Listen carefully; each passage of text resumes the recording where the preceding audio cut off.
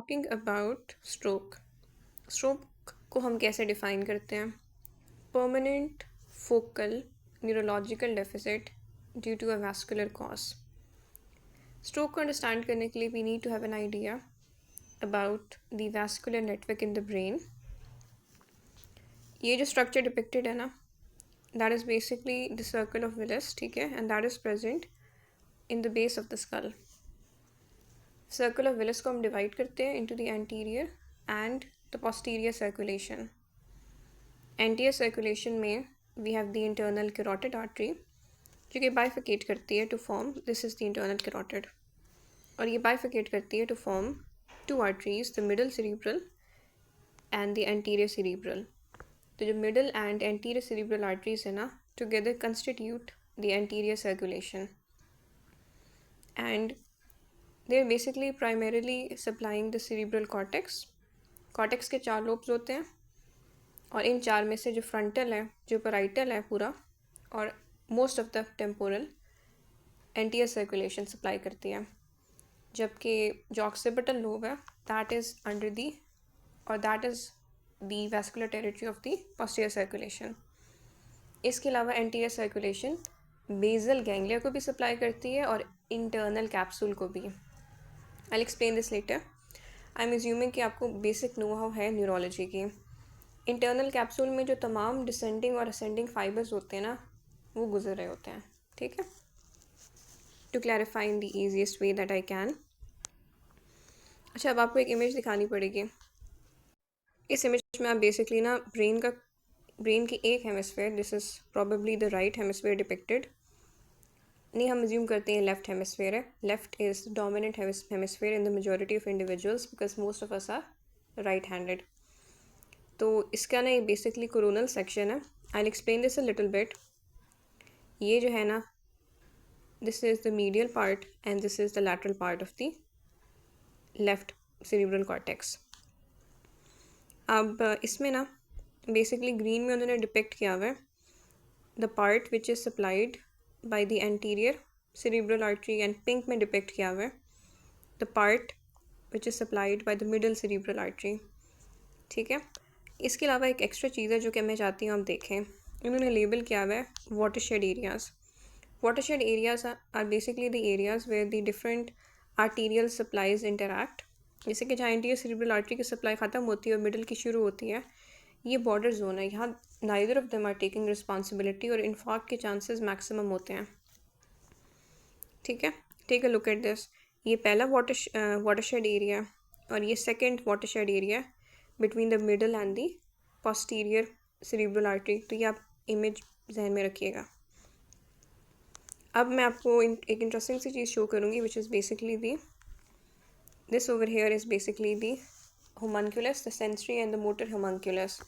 अगर cerebral cortex का stroke हो तो मोटर और सेंसरी चेंजेस कॉन्करेंट होती हैं, यानी दोनों होती हैं बेसिकली, क्योंकि pre central and post central gyrus which are for the motor and the sensory representation are just adjacent to each other, so दोनों के साथ इन्वॉल्वमेंट होती है।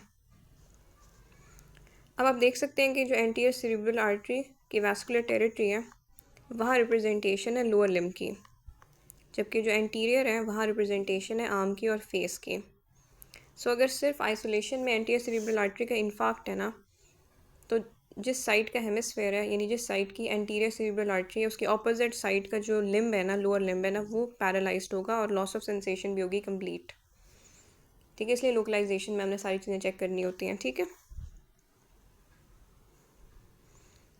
और अगर एंटीरियर सेरिब्रल आर्टरी है तो ऑपोजिट साइड का आर्म एंड ऑपोजिट साइड का फेस का लोअर हाफ, पूरा हाफ नहीं, that's how you differentiate a central facial nerve palsy from A peripheral. अच्छा, अब हम ज़रा पोस्टीरियर सर्कुलेशन की तरफ जाते हैं। एक चीज़ रहेगी, जो मिडल सेरिब्रल आर्टरी है ना, उसकी वैस्कुलर टेरिटरी में ना फ्रंटल एरिया का एक पार्ट आता है which is basically the, I will show you the inferior frontal gyrus, and temporal का एक पार्ट आता है which is the superior temporal gyrus is posterior part, यानी the Broca's and the Wernicke's area. Detail हम अभी नहीं देखेंगे। तो अगर इनकी इन्वॉल्वमेंट हो तो एफेजिया होता है, बोलने में इश्यूज़ होते हैं और कॉम्प्रिहेंशन में, दीज आर कॉर्टिकल साइंस। अगर सिर्फ इंटरनल कैप्सूल का इन्फाक्ट है which is also supplied by the middle cerebral artery, ये बात ध्यान में रखनी है, तो सिर्फ प्योर मोटर या प्योर सेंसरी स्ट्रोक हो सकता है, क्योंकि दो लिम्स होते हैं इंटरनल कैप्सूल के, एक में तमाम सेंसरी फाइबर्स जा रहे होते हैं और एक में तमाम डिसेंडिंग। सो इट्स पॉसिबल कि सिर्फ एक लिम्ब की एक पर्टिकुलर हिस्से की इन्वॉल्वमेंट हो। ठीक है, अब कुछ कॉन्सेप्ट्स परटेन करने हैं। एक तो मैंने कहा है कि अगर सेंट्रल फेशियल नर्व पाल्सी हो ना, तो पूरा जो हाफ होता है फेस का इन्वॉल्व नहीं होता, only the lower half is affected, क्योंकि अपर हाफ की डुअल सप्लाई होती है। अब ये जो एंगल ऑफ द माउथ की डेविएशन है ना, ये मैं एक्सप्लेन कर रही हूँ, इससे MCQs आते हैं। If for example an individual had a stroke and it was a stroke of the right cerebral cortex, basically I am saying right क्या होती है, नॉन डोमिनेंट होती है वैसे मोस्टली, इट मीन्स कि जो left side of the body है उसका पैरालिसिस है। ठीक है, तो जिस साइड का स्ट्रोक होता है ना, उसकी जो अपोजिट साइड की तरफ डिविएशन होती है माउथ की, यानी अगर राइट साइड का स्ट्रोक था, that's controlling the left of the body and the deviation of the angle of the mouth will be to the left. जिस साइड का हेमीप्लीजिया है उसी तरफ deviation of the angle of the mouth भी होगा। अगर for example ये lower motor neuron lesion होता फेशियल नर्व का, ठीक है, for example left facial nerve का लीजन है, ठीक है, जो left side of the facial nerve है वो अफेक्टेड है, व्हाट दैट मीन्स इज कि जो left side of the face है वो डिविएट नहीं होगा, right side of the face की तरफ डिविएशन होगी। क्यों? क्योंकि लेफ्ट साइड तो पैरालाइज्ड है ना, तो जो राइट साइड है it's working, so that's the direction of the deviation. जिस साइड की लीजन है उसके ऑपोजिट डायरेक्शन में डिविएशन है। ठीक है, एंड स्ट्रोक में भी ये है, स्ट्रोक में राइट साइड का स्ट्रोक है ना, तो लेफ्ट साइड पैरालाइज्ड है।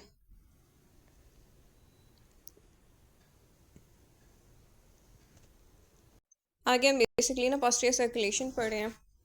Posterior circulation is basically formed by the vertebral arteries of the right and the left, which form the basilar artery, which in turn forms the two posterior cerebral arteries.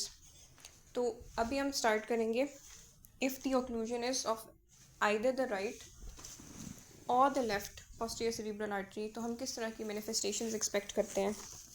तो जो cerebral cortex है ना, उसका हमने कहा था कि anterior circulation and specifically मतलब इन जनरली वैसे anterior circulation कवर करिए frontal, parietal and majority of temporal की ब्लड सप्लाई को, तो that basically left only the occipital lobe. तो जो पोस्टीरियर सेरेब्रल आर्टरी है ना, वो सप्लाई करती है ऑक्सीपिटल लोब को, जहाँ पर we have the visual centre. अब सिर्फ तो ये लोब को नहीं अफेक्ट करती होगी ना, इतना छोटा सा काम नहीं हो सकता, साथ में पोस्टीरियर सेरेब्रल आर्टरी थैलेमस को भी सप्लाई करती है। ठीक है, so this is important.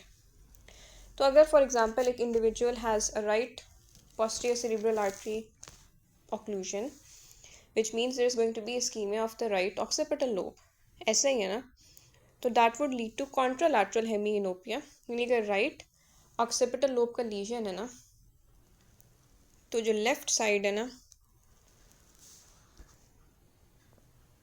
that is going to be problematic। इसको क्या कहते हैं, contralateral hemianopia, यानी अगर right side of the occipital lobe is ischaemic, तो जो विजुअल फील्ड की लेफ़्ट साइड है ना, वो आपको नज़र नहीं आएगी, यानी पूरी जो लेफ़्ट साइड है वो आपको नज़र ही नहीं आएगी। यानी एक इंडिविजुअल देख रहा है ना, उसके सामने एक विजुअल फील्ड है, उसकी एक राइट साइड है, उसकी एक लेफ़्ट साइड है।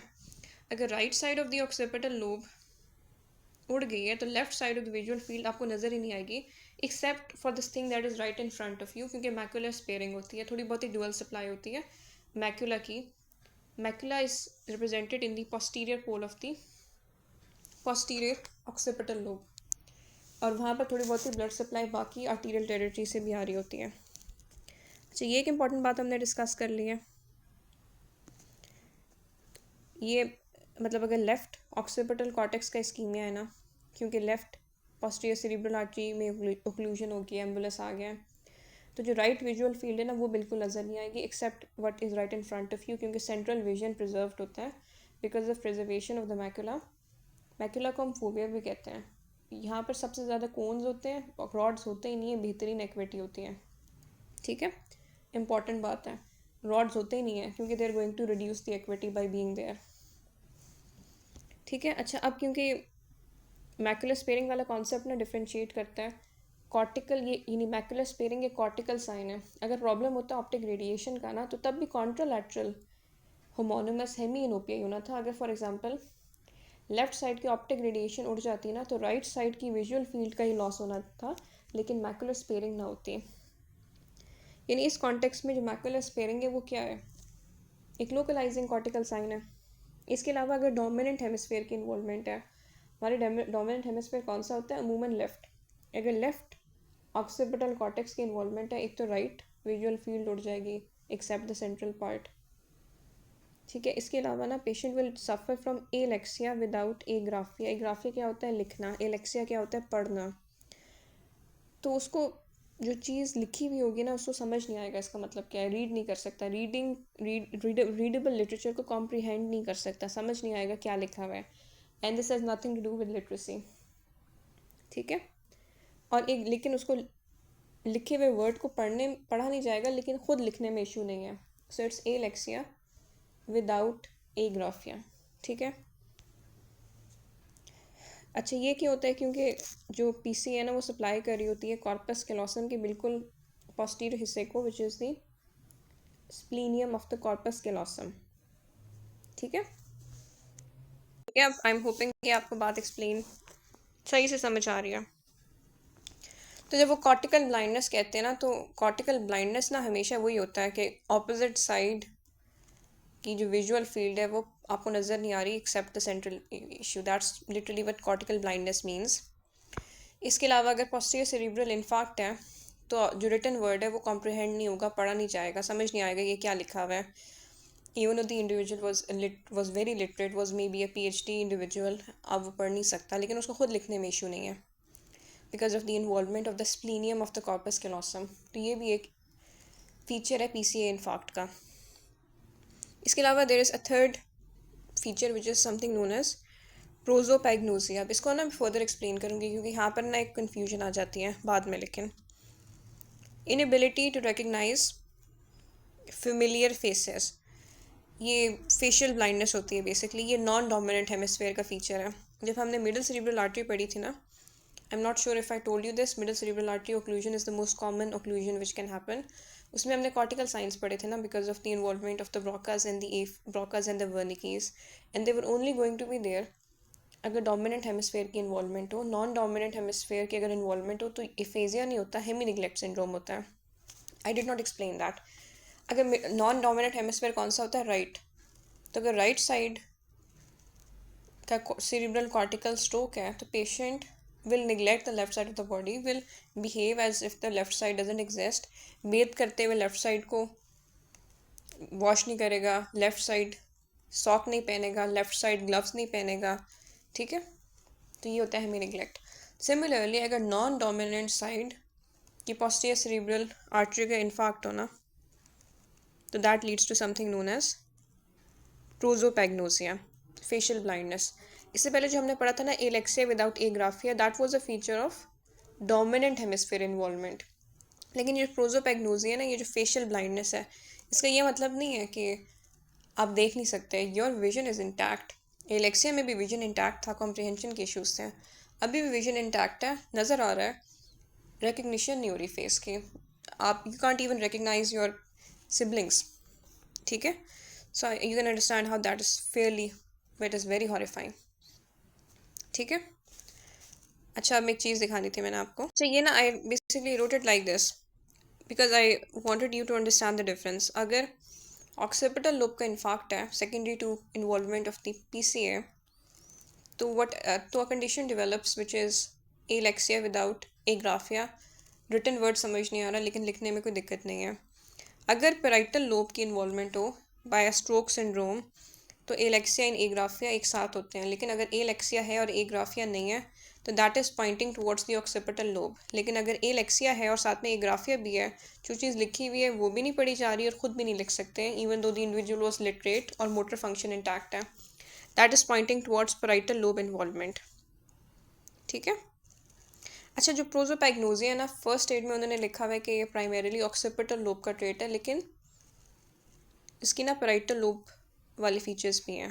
बहुत जगहों पर लिखा हुआ है कि जो पेराइटल लोब की इन्वॉल्वमेंट है ना, वो कैरेक्टरिस्टिकली लीड करती है टू फेशियल ब्लाइंडनेस। तो ये समझने वाली बात है बेसिकली। एक और स्ट्रोक सिंड्रोम है, ठीक है। हम बेसिकली सिचुएशन ये है ना कि anterior circulation was covering most of the lobes of the cerebral cortex and the basal ganglia in the internal capsule. Posterior circulation occipital lobe के लिए और brain stem के लिए और cerebellum के लिए, राइट। सो अगर posterior cerebral artery की occlusion है तो primarily क्या चीज़ें affect हो रही हैं, एक तो ये occipital lobe, ठीक है, और splenium of the corpus callosum की इन्वॉल्वमेंट हो रही थी, राइट, जिसकी वजह से we were getting the alexia without the agraphia, unlike the alexia with the agraphia seen in parietal lobe strokes. और साथ में प्रोजोपेग्नोसिया था अगर नॉन डोमिनेंट हेमिस्फेयर की इन्वॉल्वमेंट थी, ये बात इंपॉर्टेंट है। अच्छा, पीसी इन्फार्क्ट में ना थैलेमस की भी लीजन होती है, that leads to something known as thalamic pain syndrome, जिसमें एबनॉर्मल सेंसेशंस होती हैं। इसके भी एमसीक्यू आए हुए हैं। अच्छा, पीसी इन्फार्क्ट की एक इंटरेस्टिंग सी हम टाइप कहना चाहिए, weber syndrome. Weber is basically a stroke of the midbrain. Midbrain is the most upper part of the brainstem that is also supplied by the posterior cerebral artery because midbrain बिल्कुल नीचे है ना cerebral cortex के, तो आप इस तरह याद कर सकते हैं midbrain syndrome है, क्योंकि जो posterior cerebral artery की मीडियन ब्रांचेस तो सप्लाई कर रही थी ऑक्सीपिटल लोब को, जो पैरामीडियन थी दे वर सप्लाइंग द मिड ब्रेन। तो जो पैरामीडियन है ना उनकी इन्वॉल्वमेंट हो गई है, leading to involvement of the midbrain. और मिड ब्रेन में ना थर्ड जो क्रेनियल नर्व है ना उसके न्यूक्लियाई है, तो उनकी इन्वॉल्वमेंट होती है, ठीक है। तो जब भी कोई ब्रेन स्टेम स्ट्रोक आपने आइडेंटिफाई करना है ना कि ये ब्रेन स्टेम स्ट्रोक है या नहीं, कि ब्रेन स्टेम की इन्वॉल्वमेंट है या नहीं, तो ब्रेन स्टेम सिंड्रोम में ऐसा होता है कि जिस साइड का स्ट्रोक होता है ना उसके ऑपोजिट साइड का हेमीप्लीजिया और हेमीपेरिसिस होता है और उसी साइड की क्रेनियल नर्व लीजन होती है, इसको कहते हैं क्रॉसिंग। तो अगर पेशेंट को for example right sided stroke है ना, तो लेफ्ट साइडेड हेमीप्लीजिक फीचर्स होंगे और राइट साइड की ही क्रेनियल नर्व पाल्सीज होंगी। तो जो वेबर सिंड्रोम है ना, उस अगर राइट साइड का है तो राइट साइडेड ऑक्यूलोमोटर पाल्सी होगी और लेफ्ट साइडेड हेमीप्लीजिक ट्रेट्स होंगे। क्यों? क्योंकि जो सेरिब्रल पिडंकल है ना उससे गुजर रहे होते हैं कॉर्टिकोस्पाइनल ट्रैक्ट, ठीक है। I've written this over here. Lesion only in the paramedian branches of the PCA will lead to the Weber syndrome, which is a type of midbrain stroke. इसमें इप्सिलैटरल उसी तरफ की क्रेनियल नर्व 3 पाल्सी है और हमेशा cranial nerve 3 palsy में deviation होती है आई बॉल की नीचे की तरफ और बाहर की तरफ। And why would there be sparing of the pupil? दो तरह की क्रेनियल नर्व 3 पाल्सीज होती हैं, ठीक है, इस्कीमिक एंड कंप्रेशन रिलेटेड, ठीक है। अगर इस्कीमिक इशू होना जो कि वेस्कुलर में होता है ऑब्वियसली, तो जो सिर्फ सेंटर वाले फाइबर्स होते हैं ना वो अफेक्ट होते हैं, बाहर वाले फाइबर्स अफेक्ट नहीं होते जिनकी ब्लड सप्लाई डिफरेंट होती है। बाहर वाले फाइबर्स ना पैरासिम्पैथेटिक होते हैं, बाहर के लोग आपको समटाइम्स लगता है they are more sympathetic to you, इसे याद रखें ऑटोनॉमिक के लिए। सेंटर वाले fibres are more affected by a pure vascular lesion. तो पैरासिम्पैथेटिक जो कंपोनेंट है ना क्रेनियल नर्व 3 का, वो रिस्पॉन्सिबल होता है प्यूपल की कंस्ट्रक्शन के लिए, तो प्यूपल की कंस्ट्रक्शन अफेक्ट नहीं होगी क्योंकि this is a microvascular lesion. अगर for example there was another tumour जो कि क्रेनियल नर्व 3 को कंप्रेस कर रहा था, तो फिर पैरासिम्पैथेटिक और सोमैटिक फीचर्स दोनों ने आना था। अपना मेमोरी बनाना भी ज़रूरी होता है, सिर्फ पढ़ना और अंडरस्टैंड करना नहीं होता अनफॉर्चुनेटली। अब ये देख लें, इसलिए मैं I try to help you. ये पोस्टीरियर सेरिब्रल आर्टरीज डिपिक्ट की हुई हैं, ये स्पेसिफिकली ऑक्सीपिटल लोब को सप्लाई करती हैं, कॉर्पस कैलोसम के पिछले वाले हिस्से को सप्लाई करती हैं, पोस्टीरियर पार्ट को एंड थैलेमस को। इनका अगर स्ट्रोक हो जाए तो they lead to occipital lobe stroke. जिस साइड का स्ट्रोक है उसके ऑपोजिट साइड की विजुअल फील्ड नहीं रहती except the most central part of the visual field, known as cortical blindness. साथ में splenium of the corpus callosum की वजह से एक एंटिटी डेवलप होती है known as alexia without agraphia. Written word पढ़ा नहीं जा रहा लेकिन खुद लिखने की सलाहियत इंटैक्ट है। इसके अलावा अगर नॉन डोमिनेंट हेमिस्फेयर की इन्वॉल्वमेंट है तो प्रोजोपैग्नोसिया जो कि फेशियल ब्लाइंडनेस है, लेकिन कुछ जगहों पर पैराइटल लोब के साथ ज़्यादा एसोसिएट करते हैं इसे।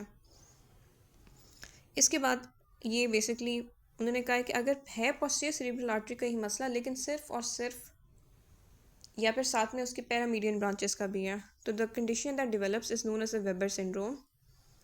ठीक है, जिसमें उसी तरफ का, उसी साइड का, यानी राइट साइड का अगर लीजन है तो राइट साइड, यानी अगर राइट पोस्टीरियर सेरेब्रल आर्टरी का इन्फाक्ट है ना, कि ऑक्लूजन है ना, तो राइट साइड की क्रेनियल नर्व 3 पाल्सी है, राइट साइड की जो प्यूपल है वो डाउन है और आउट है, और उसी तरफ टोसिस भी है।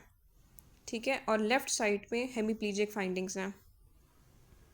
ठीक है, तो ये बात इंपॉर्टेंट है कि ब्रेन स्टेम स्ट्रोक की ये करेक्टरिस्टिक होता है, उसी तरफ के क्रेनियल नर्व साइंस होते हैं और ऑपोजिट साइड के दूसरे साइंस होते हैं हेमीप्लीजिक साइंस। अब हम बेसिलर आर्टरी का पढ़ते हैं। उससे पहले ये देख लें, क्रेनियल नर्व 3 के 3 पीस होते हैं। Ptosis which is drooping of the eyelid, dilation of the pupal अगर पैरासिम्पैथेटिक फाइबर्स की इन्वॉल्वमेंट हो जो कि बाहर की तरफ होती है, और हमेशा डिविएशन ऑफ द आईबॉलिस नीचे की तरफ और बाहर की तरफ। अगर प्यूपल की इन्वॉल्वमेंट है यानी डायलेटेड प्यूपल है, तो इसका मतलब है कोई चीज़ कंप्रेस करी जिसने पैरासिम्पैथेटिक फाइबर्स को भी इम्प्लिकेट किया है, यह हर्निएशन है या कोई एन्यूरिज्म कंप्रेस कर रहा है। अगर सिर्फ मतलब सोमैटिक फाइबर्स की इन्वॉल्वमेंट है, दैट मीन्स कि माइक्रोवेस्कुलर स्ट्रोक वेस्कुलर लीजन है। बाद में हम देखेंगे। अभी एक इंटरेस्टिंग पॉइंट है, अगर एक पेशेंट को क्रेनियल नर्व 3 पाल्सी हो, साथ में उसमें बहुत शदीद किस्म का सर दर्द है, उसका प्यूपल ब्लोन है, which means third nerve palsy because of comprehension, तो आपने हमेशा सोचना है कि this could be posterior communicating artery aneurysm, क्योंकि जो पोस्टीरियर कम्युनिकेटिंग आर्टरी का एन्यूरिज्म है ना, डायलेशन है, वो इस तरह उसकी लोकेशन होती है कि वो डायरेक्टली कंप्रेस करेगी क्रेनियल नर्व 3 के न्यूक्लियाई को, तो पेशेंट को हेडेक होगा क्योंकि एक स्पेस ऑक्यूपाइंग लीजन है। पेशेंट को साथ में क्रेनियल नर्व 3 पाल्सी होगी और ऐसी पाल्सी होगी जिसमें प्यूपल की इन्वॉल्वमेंट है, तो स्ट्रोक तो नहीं हो सकता ना। इसलिए प्यूपल डायलेटेड है या नहीं, in addition to the other features of cranial nerve 3 palsy are very important in telling you the cause of something. तो आपको सर्कल ऑफ विलिस नज़र आ रहा है, इसमें ना एक्चुअली लेबल भी किया हुआ है आर्टरीज को और रेलेवेंट सिंड्रोम साथ में लिखे हुए हैं। आपको नज़र आ रहा है कि बेसिलर आर्टरी के साथ लिखा हुआ है लॉक्ड इन सिंड्रोम। ठीक है, और आगे जो बेसिलर आर्टरी है ना, it's giving the posterior cerebral artery but it is also giving the superior cerebellar. और बेसिलर आर्टरी की शुरुआत में एक ब्रांच है known as the anterior inferior cerebellar artery, यानी ऊपर की तरफ बेसिलर आर्टरी एक सुपीरियर सेरिबेलर ब्रांच दे रही है और नीचे की तरफ एंटीरियर इंफीरियर सेरिबेलर ब्रांच दे रही है। पहले चीज़ें याद हो जाए ना, तो फिर आप डिटेल्स को नीटली फिट इन कर सकते हैं। तो अगर लीजन है for example anterior inferior cerebellar artery का, तो it leads to something known as the lateral pontine syndrome. ठीक है, एंटीरियर इंफीरियर सेरिबेलर आर्टरी का लीजन हो तो that leads to the lateral pontine syndrome. नीचे देखें, दोनों वर्टिब्रल आर्टरीज मिल रही हैं to form the basilar artery and they're giving an anterior spinal artery. ठीक है, and the vertebral artery also gives the posterior inferior cerebellar artery. हमारे पास एक सुपीरियर सेरिबेलर आर्टरी है और दो इंफीरियर सेरिबेलर आर्टरीज हैं। सुपीरियर सेरिबेलर आर्टरी का हम कोई पर्टिकुलर स्ट्रोक सिंड्रोम नहीं पढ़ेंगे, हमारे लेवल के लिए इंपॉर्टेंट नहीं है, लेकिन जो आइका है और जो पाइका है ना, they both lead to stroke syndromes. AICA is a branch of the basilar artery and the PICA are the branches of the vertebral artery, ये भी पता होना चाहिए। AICA leads to lateral pontine syndrome and PICA leads to lateral medullary syndrome. दोनों lateral syndromes cause कर रही हैं, एक ऊपर है तो पोंटाइन कर रही है, एक नीचे है तो मेडुलरी सिंड्रोम कॉज कर रही है। Not hard to remember. जो लैटरल मेडुलरी सिंड्रोम का दूसरा नाम है ना, वो है वॉलनबर्ग, ये याद करना इंपॉर्टेंट है। इंटरेस्टिंगली जो एंटीरियर स्पाइनल आर्टरी है ना, जो कि सेम लेवल पर ओरिजिनेट कर रही है, उसकी अगर इन्वॉल्वमेंट हो तो it leads to medial medullary syndrome. पहले आइका और पाइका की लीजन्स डिस्कस कर लेते हैं। AICA was a branch of the basilar artery. अगर anterior inferior cerebellar artery occlude हो जाए किसी थ्रोम्बस की वजह से, ये मोस्ट कॉमनली एम्बोलाई की वजह से, तो it leads to the lateral pontine syndrome. और अगर पाइका की इन्वॉल्वमेंट हो तो that leads to the lateral medullary syndrome. ये मैंने इमेज को ड्रॉ की थी इसी मकसद से कि क्लियर रिप्रेजेंटेशन हो इस फैक्ट की। ये देखें, ये आइका है, ये पाइका है। आइका is seen to be supplying the pons and the pica is seen to be supplying the medulla और जो उनकी ओरिजिन है from the basilar and the vertebral arteries respectively, ये भी क्लियर है। अच्छा, दोनों जो लैटरल मेडुलरी और लैटरल पोंटाइन सिंड्रोम्स हैं उनमें कुछ फीचर्स कॉमन है, बिकॉज कुछ न्यूक्लियाई की इन्वॉल्वमेंट कॉमन है। Some nuclei are present in both the pons and the medulla. ठीक है। अच्छा, फर्स्ट ऑफ ऑल हम देखते हैं असेंडिंग और डिसेंडिंग ट्रैक्ट्स। जो हमारे पास असेंडिंग ट्रैक्ट है ना, उसमें जो स्पाइनोथैलेमिक ट्रैक्ट है ना, आपको पता है कि एंटीरियर भी होता है और लैटरल भी होता है। तो जो लैटरल स्पाइनोथैलेमिक ट्रैक्ट है ना, उसकी इन्वॉल्वमेंट दोनों में होगी। वो प्राइमरीली कैरी कर रहा होता है sensation of pain and temperature, lateral spinothalamic, और वो बेसिकली स्पाइनल कॉर्ड में आते ही डिकसेट कर जाता है। तो अगर फॉर एग्जांपल इस लेवल पर इन्वॉल्वमेंट हो तो कॉन्ट्रालैटरल साइड पर साइंस आते हैं। This is true for both the lateral syndromes. अब हम बात करते हैं स्पाइनल ट्राइजेमिनल न्यूक्लियस की। वो बेसिकली रिस्पॉन्सिबल है, जो स्पाइनोथैलेमिक है ना, वो बॉडी से, लैटरल स्पाइनोथैलेमिक ना बॉडी की पेन और टेम्परेचर के लिए था। जो ट्राइजेमिनल न्यूक्लियस है ना, सेंसरी वाला पोर्शन, वो रिस्पॉन्सिबल है फेस के पेन और टेम्परेचर वाली सेंसेशन के लिए। लेकिन ये हमने कहा था ना, ब्रेन स्टेम सिंड्रोम कैसे पता चल रहा है कि जो सोमैटिक फीचर्स हैं वो कॉन्ट्रालैटरल होते हैं और जो क्रेनियल फीचर्स हैं वो इप्सिलैटरल होते हैं। तो स्पाइनोथैलेमिक तो कॉन्ट्रालैटरल था, लेकिन ट्राइजेमिनल की वजह से जो loss of pain and temperature face का है ना, वो उसी साइड का है जिस साइड का सिंड्रोम है, जिस साइड की लीजन है। अब जो क्रेनियल नर्व न्यूक्लियाई जिनकी इन्वॉल्वमेंट है are the vestibular nuclei involved in both lesions, both syndromes. Patient will have nausea, vomiting वाले साइंस एंड वर्टाइगो वाले। एंड सिंपैथेटिक चेन की इन्वॉल्वमेंट है तो उसी साइड का हॉर्नर सिंड्रोम भी होगा। ठीक है। और ये भी आप देख लें। अब कुछ चीज़ें ना स्पेसिफिक हैं। जो आइका सिंड्रोम है ना, वो पोंटाइन सिंड्रोम था। उसमें इन्वॉल्वमेंट होती है फेशियल नर्व की, जो कि लैटरल मेडुलरी सिंड्रोम में नहीं होती। और जो हमारा लैटरल मेडुलरी सिंड्रोम है ना, उसमें इन्वॉल्वमेंट होती है न्यूक्लियस एम्बिगुअस की, जो कि क्रेनियल नर्व 9 और 10 का न्यूक्लियस है। तो उसमें फीचर्स होते हैं डिस्फेगिया और होर्सनेस के, जो कि लैटरल पोंटाइन सिंड्रोम में नहीं होता है। तो this is a very nice diagram, आप देख लें। आइका ऊपर है, जाहिर सी बात है, पाइका नीचे है। जो चीज़ ऊपर है क्वाइट लॉजिकली बेसिलर आर्टरी से ही निकलेगी, जो चीज़ नीचे है क्वाइट लॉजिकली वर्टिब्रल आर्टरी से निकल सकती है। जो चीज़ ऊपर है वुड सप्लाई द पॉन्स, क्योंकि पॉन्स ऊपर है मिड ब्रेन के, सॉरी मेडुला के, और जो चीज़ नीचे है वो सप्लाई करेगी मेडुला को, जो कि नीचे है। और दोनों लैटरल सिंड्रोम्स कॉज कर रहे हैं, आइका और पाइका, लाइका लपाइका, something weird to remember it by. तो जो लैटरल मेडुलरी सिंड्रोम है उसमें जो खास फीचर है is the involvement of the nucleus ambiguous. और जो लैटरल पोंटाइन सिंड्रोम है उसका जो खास फीचर है is the involvement of the facial nerve. ठीक है। बाकी ये इन कॉमन फीचर्स हैं, loss of contralateral body pain and temperature and ipsilateral facial pain and temperature. Horner syndrome वाली फाइंडिंग्स हैं, नॉजिया वॉमिटिंग है because of involvement of the vestibular nerve. मैंने इन्फॉर्मेशन यूँ भी रिप्रेजेंट की हुई है। AICA is the branch of the basilar artery, pica is the branch of the vertebral artery. They lead to the lateral pontine and the lateral medullary syndromes respectively. जो lateral medullary syndrome है उसको हम Wallenberg stroke भी कहते हैं। AICA और Paika strokes दोनों में कंसिडरेबल ओवरलैप है। कि एक चीज़ रह गई थी, अब नाम में ही सेरिबेलर है तो ये भूलने वाली बात नहीं है। इप्सिलैटरल सेरिबेलर साइंस अमूमन इप्सिलैटरल ही होते हैं। डिस्मीट्रिया, एटैक्सिया है। वेस्टिबुलर न्यूक्लियस की इन्वॉल्वमेंट की वजह से there is nausea and vomiting, vertigo. Ipsilateral यानी उसी साइड का हॉर्नर सिंड्रोम है, उसी साइड का loss of pain and temperature है फेस का, एंड ऑपोजिट साइड का पेन एंड टेम्परेचर लॉस है। आइका का यूनिक फीचर क्या है? फेशियल नर्व की इन्वॉल्वमेंट, यानी उसी तरफ जिस साइड का लीजन है।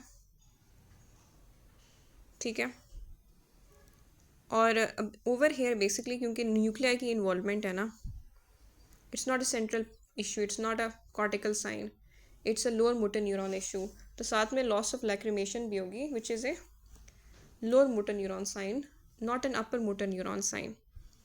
अगर अपर मोटर न्यूरॉन लीजन होती है ना तो लैक्रिमेशन वगैरह इंटैक्ट रहती हैं, सिर्फ deviation of the facial muscles होती है। पाइका में जो न्यू फीचर है ना वो है डिस्फेगिया और hoarseness because of the nucleus ambiguus which is both cranial of 9 and 10। मैंने कहा था कि अगर एंटीरियर स्पाइनल आर्टरी की इन्वॉल्वमेंट हो तो that leads to medial medullary syndrome, क्योंकि वो इन्वॉल्व करता है कॉर्टिकोस्पाइनल ट्रैक्ट को। ऑपोजिट साइड पैरालिसिस होती है अपर एंड लोअर लिम्ब दोनों की, क्योंकि ट्रैक्ट्स में तो दोनों के फाइबर्स जा रहे हैं। और साथ ही में ना जो मीडियल लेमेनिस्कल सिस्टम है ना वो भी सामने की तरफ होता है, कॉर्टिकोस्पाइनल ट्रैक्ट भी सामने की तरफ होता है। जो मीडियल लेमेनिस्कल सिस्टम है ना, डॉर्सल वाली की बात हो रही है, वो भी सामने की तरफ होता है। एंड मेडल्ला के लेवल पर ना डिकसेशन हो जाती है डॉर्सल कॉलम की। एंड ये तो हमारा मेडलरी सिंड्रोम है ना, तो इसलिए कॉन्ट्रालैटरल लॉस होता है प्रोप्रियोसेप्शन का। अगर मेडल्ला से पहले इन्वॉल्वमेंट होती है ना डॉर्सल सिस्टम की, तो जो प्रोप्रियोसेप्टिव एंड वाइब्रेशन लॉसेज होते हैं ना वो इप्सिलैटरल होता है। ठीक है, सो अपर एंड लोअर लिम्ब दोनों का हेमीप्लीजिया है और सेंसरी लॉस है ऑपोजिट साइड का, और ऑपोजिट साइड की प्रोप्रियोसेप्शन का भी लॉस है और वाइब्रेशन का भी लॉस है। और उसी साइड की अब एक चीज़ इप्सिलैटरल है क्योंकि डायरेक्ट क्रीनियल नर्व इन्वॉल्वमेंट है। हाइपोग्लॉसल का डिस्फंक्शन उसी तरफ का है, टंग की इन्वॉल्वमेंट। ठीक है, तो ये हो गया ASA which is the medial medullary syndrome. अब एक चीज़ बेसिकली रह गई है which is the basilar artery. अगर पूरी की पूरी बेसिलर आर्टरी ठप हो जाए, तो मैंने इमेज दिखाई थी ना उससे पता चल रहा था it leads to locked in syndrome. होता ये है कि राइट एंड लेफ्ट दोनों की अब इन्वॉल्वमेंट होती है, बेसिलर आर्टरी तो एक ही है ना, तो इट लीड्स टू क्वाड्रिप्लीजिया। चारों लिम्स पैरालाइज्ड होते हैं, तमाम जो क्रीनियल नर्व्स हैं वो काम नहीं कर रही होती, ना फेस की मूवमेंट होती है, ना जॉ की मूवमेंट, ना टंग की मूवमेंट, और ना ही आंखों की मूवमेंट। लेकिन ब्लिंकिंग मूवमेंट और vertical movements of the I intact होती हैं। अमूमन कॉन्शियसनेस इज रिटेन्ड, लेकिन अगर पॉन्टाइन रेटिकुलर फॉर्मेशन की भी इन्वॉल्वमेंट हो तो वो भी रिटेन नहीं रहती। इसको हम कहते हैं locked in syndrome. And now we are done with the stroke syndromes.